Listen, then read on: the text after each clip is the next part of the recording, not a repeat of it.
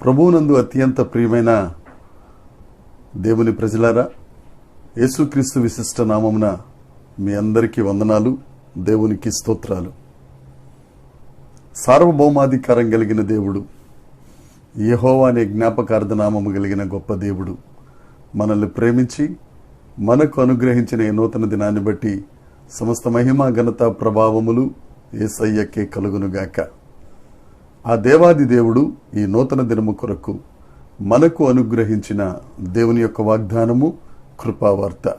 నిర్గమకాండము 16వ అధ్యాయము 7వ వచనం.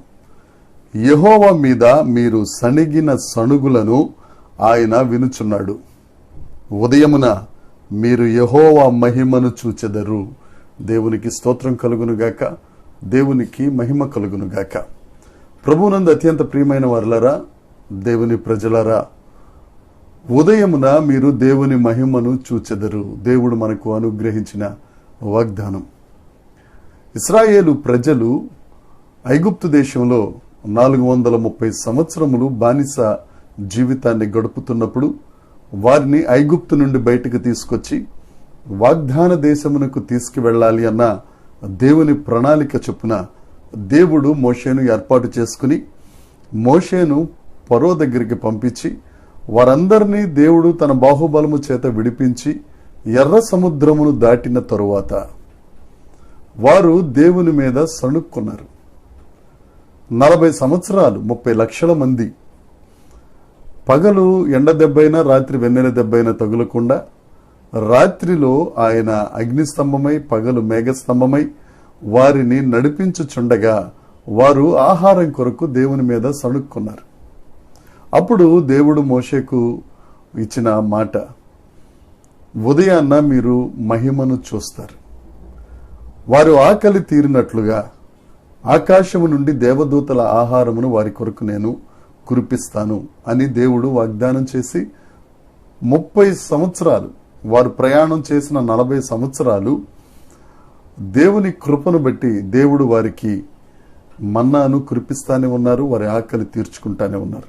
అయినా కానీ అప్పుడప్పుడల్లా వారు దేవుని మీద తిరుగుబడి, మేము కొత్తిమీర తిన్నాము, కేకరకాయలు తిన్నాం, కాకరకాయలు తిన్నాం, మేము అక్కడికి వెళ్ళిపోతాం, మా కొండల దగ్గర మేము కూర్చుని భోజనం చేసిన పరిస్థితి మేము కోల్పోయామే అని మోషే మీద అహరోను మీద వారు సణుక్కున్నారు. అయితే దేవుడి దినాన మనతో మాట్లాడుతున్నమాట, ఉదయమున దేవుని మహిమను చూస్తారు. నువ్వు ఏదైతే లేక బాధపడుతున్నావో, ఏ లేమితో అయితే నువ్వు ఉన్నావో, ఏ కష్టంలో అయితే నువ్వు ఉన్నావో, ఏ ఇబ్బందులు పడుతూ ఉన్నావో, దేవుడు నీతోనే సెలవిస్తున్నాడు, ఉదయమున దేవుని మహిమను నువ్వు చూస్తావు. వారు సణుక్కున్నారు. మనం సణుక్కు అక్కర్లేదు, దేవుణ్ణి నమ్ముకుంటే చాలు. మనమందరం ఆయన మహిమను పొందాలని ఆయన కోరుతున్నారు. మనమందరం ఆయన మహిమను చూడాలని ఆయన ఆశపడుతున్నారు. యోహాను సువార్త 11వ అధ్యాయంలో దేవుడు మార్తమ్మతో చెప్తారు, నువ్వు నమ్మితే దేవుని మహిమను చూస్తావు.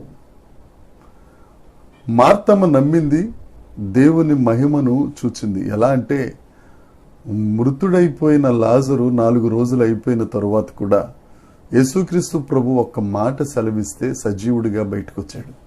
దేవుని మహిమను వారు చూశారు. అదే దేవుడు నిన్న నేడు నిరంతరము మారనివాడు. ఆయన మన మధ్యన ఉన్నారు. నువ్వు నమ్ము యేసు ప్రభువుని. నీ అవసరతలన్నీ ఆయన తీర్చగలిగిన మహిమ కలిగిన దేవుడు. మనకున్న ప్రతి అవసరం ఏదైనా ఆయన మహిమైశ్వర్యము నుండి ఆయన తీరుస్తారు. ఆయన నువ్వు ఉదయంలోనే మహిమను చూడాలి అని అంటే నువ్వు దేవుణ్ణి నమ్ము. ఈ వాగ్దానాన్ని స్వతంత్రించుకో.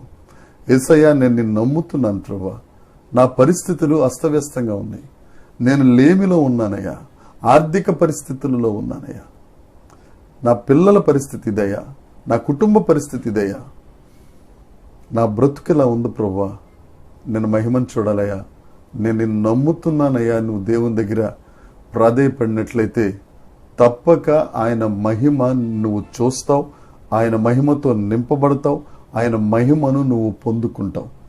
దేవుడు ఈ మాటలు మనందరి వినికిడిలో దీవించి ఆశీర్వదించి ఫలభరితము చేయునుగాక.